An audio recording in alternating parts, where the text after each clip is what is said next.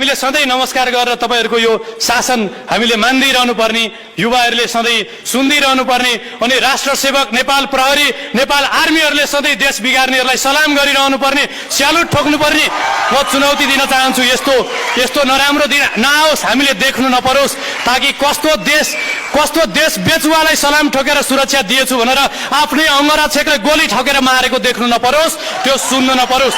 हामी गाली पनि गर्दैनौं र हामी सबैले एकबद्ध भएर उहाँहरूलाई भनौं, हामी आग्रह गरौं, हामी तपाईहरुलाई हात्तीवन गोदावरी र यो गोकर्ण रिसोर्ट बराबरकै घर बनाएर दिन्छौं, हामी पजेरो पनि दिन्छौं, हुस्की र पकेट मनी पनि दिउँला, शपिङ पनि गर्दिउँला, छोराछोरी पनि पढाइदिउँला। कृपया सल्लाहकार भएर बस्नुस्, देश चलाउन सक्षम र राम्रा युवाहरूलाई दिनुस्। जाबो एउटा पेट त कुकुरले पनि पालेको छ। त्यसकारणले गर्दाखेरि हामीलाई परालको त्यान र ढोडको लौरो जस्तो खुट्टा भएको नेतृत्व चाहिएको होइन, चट्टान र पत्थर जस्तो, त्यो पनि रुबीपन्ना क्वार्ज र मिनरलहरू जस्तो बहुमूल्य दृढ इमानदार कर्तव्यनिष्ठ भिजनरी देशभक्त नेता चाहिएको छ। त्यसकारणले राष्ट्र निर्माण हामी सबैको दायित्व हो। राष्ट्र निर्माणका लागि नीति नियत र नेतृत्व परिवर्तन आजको सबैभन्दा पहिलो आवश्यकता हो।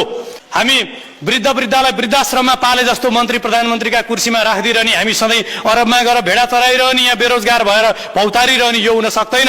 हामी तपाईहरुलाई पनि गाली गर्दैनौं, नराम्रो भन्दैनौं। जे जति गर्नुभयो देशको लागि धन्यवाद, आराम गर्नुस्। देश सक्षम व्यक्तिहरूले चलाउँछन्।